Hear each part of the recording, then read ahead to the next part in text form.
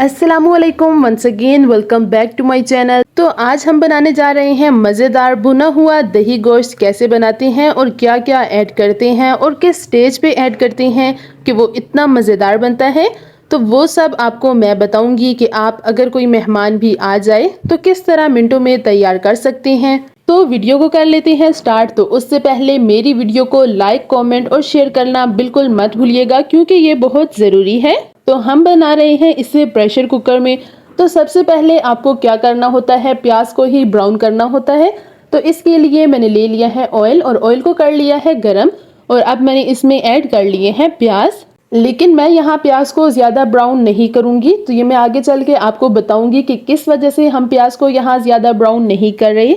तो प्याज को 1 से 2 मिनट के लिए फ्राई करने के बाद तो अब हम इसमें ऐड कर लेंगे लहसुन और गरम मसाला। मज़ीद 2 से 3 मिनट तक हम इसे फ्राई कर लेंगे और फिर उसके बाद हम इसमें ऐड कर लेंगे गोश्त। मैंने यहाँ बीफ का गोश्त लिया है और हड्डी वाला लिया है क्योंकि इसका टेस्ट बहुत ही मज़े का होता है। तो आपने क्या करना है, अभी इसको 1 से 2 मिनट तक इसकी भुनाई करनी है। जब आप प्याज के साथ इसकी 1 से 2 मिनट के लिए भुनाई करेंगे तो फिर बाद में आपको इसे ज़्यादा कुक करने की ज़रूरत नहीं रहेगी। तो चलिए, जब तक हम इसकी भुनाई करेंगे तो मसाला दही में ऐड कर लेते हैं, जिनमें है जी मेरे पास कसूरी मेथी 1 टीस्पून, अजवाइन 1 टीस्पून, लाल मिर्च कुटी हुई 1 टेबलस्पून, लाल मिर्च पाउडर 1 टेबलस्पून, हल्दी 1 टीस्पून, नमक 1 टेबलस्पून, हाफ कप के करीब दही लिया है और इसी में ये तमाम स्पाइसेस ऐड करके इसे मिक्स कर लूँगी। ये वही मिसाले हैं जो नॉर्मली हमारे किचन में यूज़ होते हैं। तो देखिए, 1 से 2 मिनट गुजरने के बाद हम इसमें ऐड कर लेंगे टमाटर।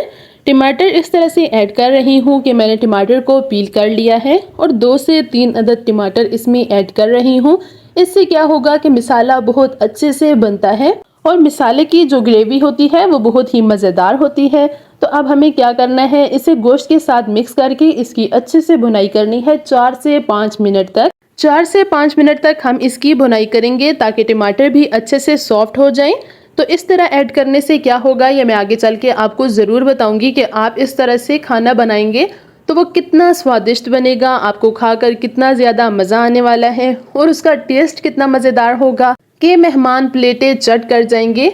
तो यकीनन आज की रेसिपी आप सबको बहुत ज़्यादा पसंद आने वाली है। तो देखिए, टमाटर के साथ मिक्स करने से क्या होगा कि जो टमाटर का पानी है वो भी निकल आएगा और गोश्त इसी में बहुत ज़्यादा सॉफ्ट हो जाएगा।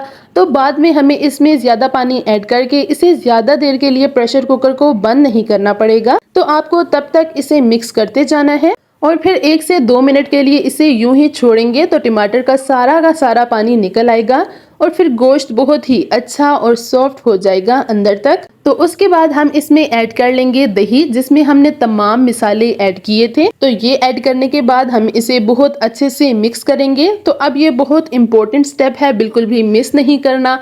आपने क्या करना है कि दही ऐड करने के बाद इसे बहुत अच्छे से भुनाई करनी है। तब तक हम इसकी भुनाई करते रहेंगे, जब तक ऑयल ऊपर नहीं आ जाता तब तक हम इसकी अच्छे से भुनाई करेंगे। नॉर्मली ऐसा होता है कि जब भी हम गोश्त बनाते हैं और खाते हैं तो उसमें एक थोड़ी सी स्मेल सी रह जाती है या फिर वो खाने में आपको ज़्यादा मज़े का नहीं लगता। तो आप इस तरह से जब दही ऐड करेंगे और तमाम मसाले उसी में ऐड करके इसे मिक्स करेंगे तो आपका ये गोश्त इतना मज़ेदार बनेगा, इतना लजीज बनेगा कि मेहमान बस उंगलियां चाटते रह जाएंगे और बाकी की डिशेस को इग्नोर करके बस इसी पे अपना फोकस रखेंगे क्योंकि ये बनता ही इतने मज़ेदार है। तो अभी हम क्या करेंगे, देखिए अच्छी तरीके से इसे मिक्स करेंगे और ऑयल कितना मज़ेदार सा ऊपर आ गया है और ये देख के इतने मज़े का लगता है कि बस दिल करता है कि अभी से इसे खा ले। इसे अभी से ही देख के मुँह में पानी आ रहा है।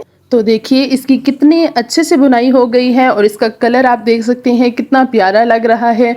ना ही हमने इसमें कश्मीरी लाल मिर्च ऐड की है और ना ही कोई कलर ऐड किया है, तो फिर भी आप देख सकते हैं कि इसका कलर कितना खूबसूरत है, कितना यमी लग रहा है। देख के सुपर डिलीशियस, सुपर यमी ये बनेगा।